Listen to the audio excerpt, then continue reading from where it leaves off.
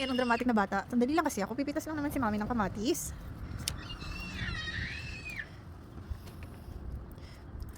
Kasi magluluto tayo ng ginisang kalabasa. Pero gusto ko ng kamatis. Nasa home.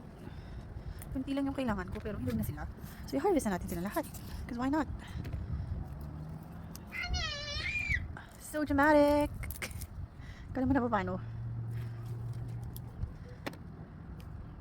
Dali niyang natanggal.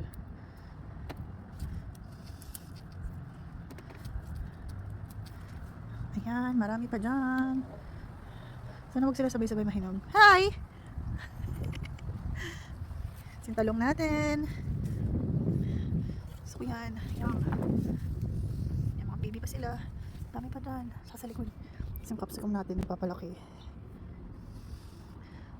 Ito medyo mag-red na.